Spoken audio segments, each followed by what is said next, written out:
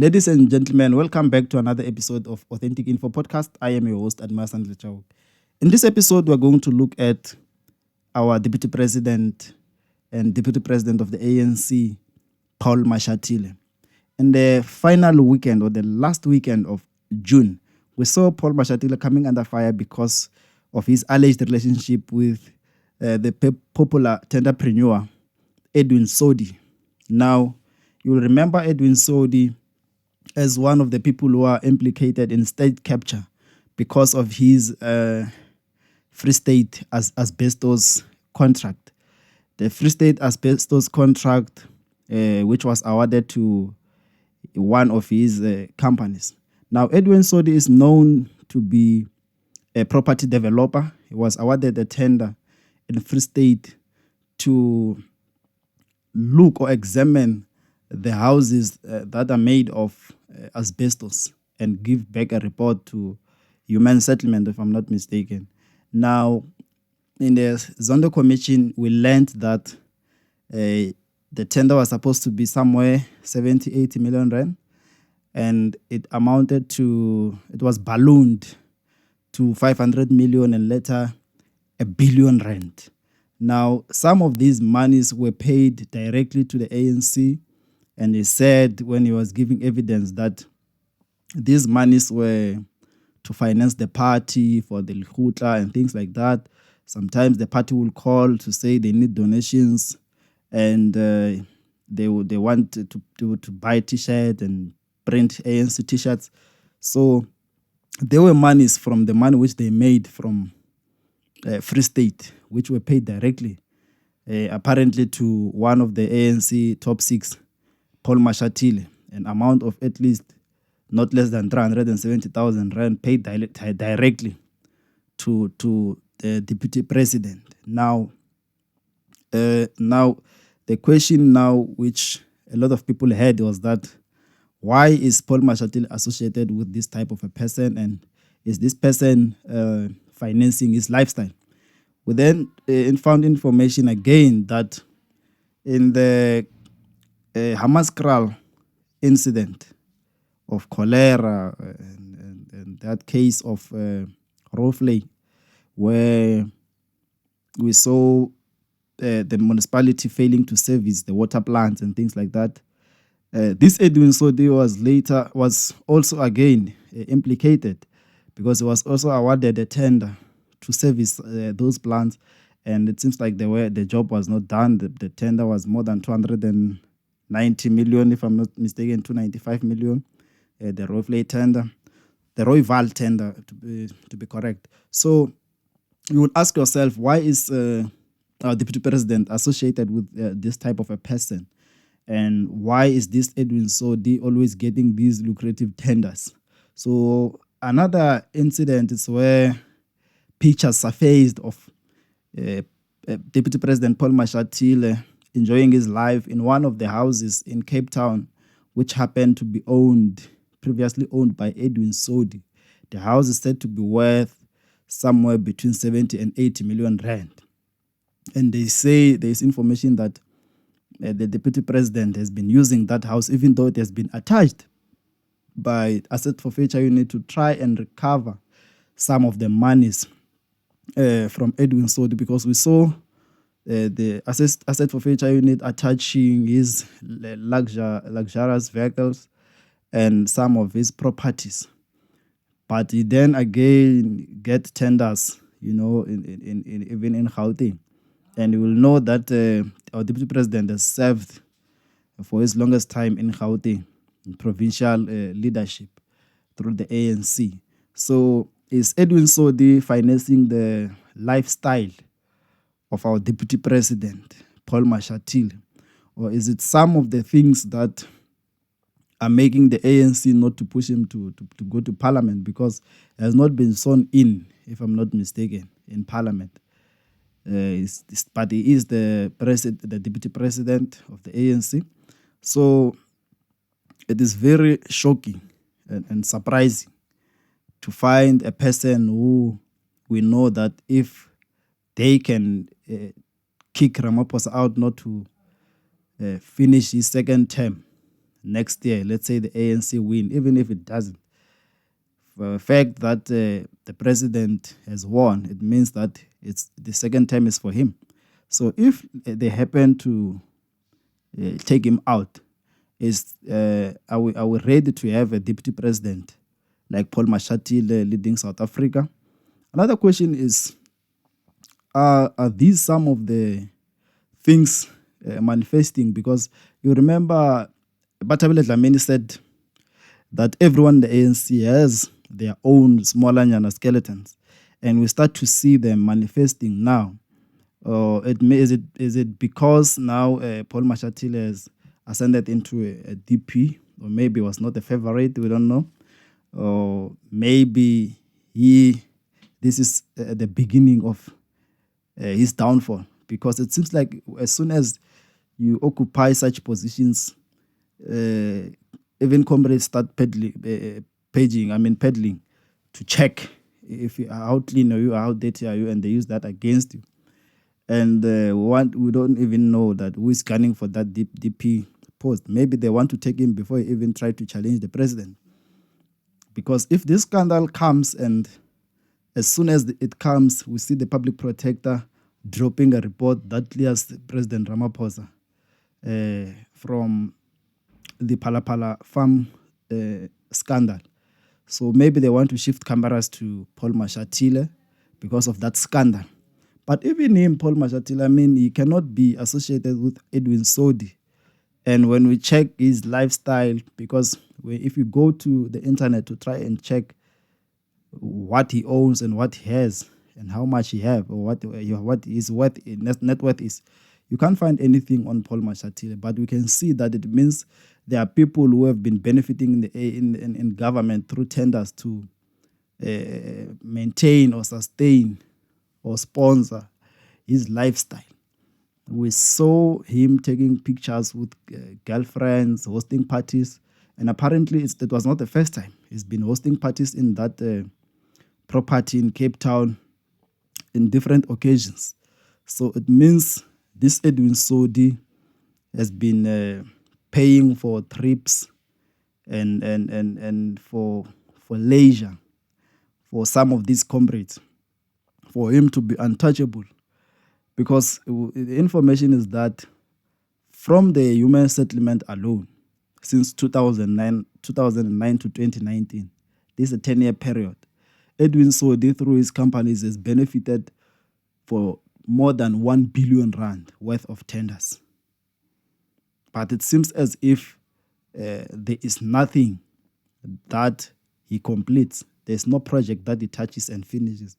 There's no project that he gets and make sure that there are results. So you will wonder if this black-head company of Edwin Sodi is maybe a scheme that comrades in the ANC are using to pop in money and then take it on the other side. Because if he is financing their lifestyle, it means there has to be intense investigations, more detailed investigations to check all other, politicians, how are their lifestyles funded, and to check the people who are getting these lucrative deals, tenders in the government. How are they associated with the likes of Paul Mashatile, the Secretary General of the ANC, and things like that? Because always we have seen new companies being registered as soon as new people occupy positions in government. We have seen a company in lockdown which was registered merely to get deals, and we have seen this company implicating Zweli Mkhize. We know Zweli Mkhize is out, but he's still in the ANC, but doesn't occupy a position of a minister and things like that. But has been linked with a company that was registered merely to get lucrative deals during lockdown. So it means this is what these guys do to finance their lifestyle. They get someone to register a company and they give them these lucrative deals and they don't even deliver. They are just given millions of rands to go and enjoy with girlfriends and go to Dubai and take pictures and buy expensive clothing labels. So the question is, are we in safe hands, in the ANC? Will we ever have a leader coming from that political party who doesn't use that political party for material benefits or personal gains? Because it seems like everyone who occupies a high position, they do it to eat. This is no longer the ANC of Oliver Tambo and Mandela and Big. I think it maybe ended with Mandela and Biggie. Because since Zuma, it's scandal after scandal. And it seems like each and every faction that comes, they come to eat and protect each other and employ and capture the judiciary so that they are not held into account. Even these politicians in opposition parties, most of them are implicated in these tenderpreneurship. There are companies that benefits where they govern. So I think this thing, it's easily questionable to say, are we in safe hands, in the hands of politicians? And who can we trust in 2024 to take us to the promised land? Or do we all have to participate in politics so that we can eat? Another question is, South Africa that poor, as they claim, whenever there are problems of load shedding, problems of water, poor education and things like that? They say we don't have money. But when we check the lifestyle of these ministers and their associates, you will see that there are billions of rands which are recklessly being spent in South Africa. If a person of deputy president's caliber is associated with a person who just spent millions of rands in luxury, what does it say about that person's caliber? Can we trust Paul Mashatile to be an ANC president in the future? That is very questionable. If he still goes to enjoy with his girlfriends in a house that is known to be attached by the asset forfeiture unit, he goes, I don't know who gave him the keys. I don't know who gave him access to that house, because it is known that this house is up for sale, because the state must recover the money which was looted through the asbestos contract in Free State. But the deputy president is using that house. He has access to that house, which means it's his house. It has long been his property. It doesn't even belong to Edwin Sodi. Maybe Edwin Sodi is a front. That is why it's very protected. Every time one is implicated in corruption, there's no case, there's no investigation. Even in Pretoria, in that Rooivaal tender, the SIU spokesperson came to say there's no investigation yet on Edwin Sodi. Who is holding them? They give reasons to say no, and you will remember that in Pretoria we've been getting different mayors, so it's very difficult to initiate.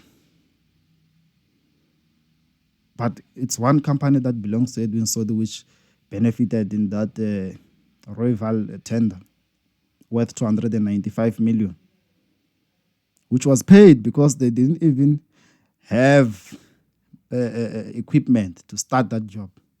How do you award a tender to a company that doesn't have anything related to that to the job which needs to be done? How do you do that? There are many well-established companies, even owned by black people in South Africa, which is busy doing civil engineering and all other engineering duties, which qualifies to be awarded these tenders. They choose to give it to someone who doesn't even have credibility and qualities. of an engineer whose company doesn't even have equipment. So it's very questionable. But I will do a follow up on this story to see where it goes, to see whether these two guys will be held accountable. But I know politicians are untouchable. They are untouchable.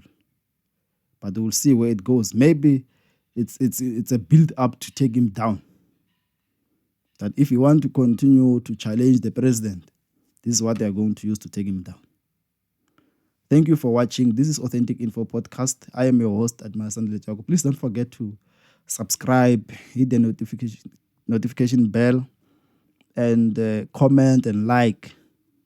Go to the comment section and like, watch the previous episodes, comment, let's engage. Refer me to documents that you think will help me as I take this journey in politics and trying to analyze all these political activities, because they say in politics everything happens according to plan. There is no coincidence in politics, everything is planned. So it happens accordingly. So let's grow together. Please subscribe to my channel, like this episode, comment, and share.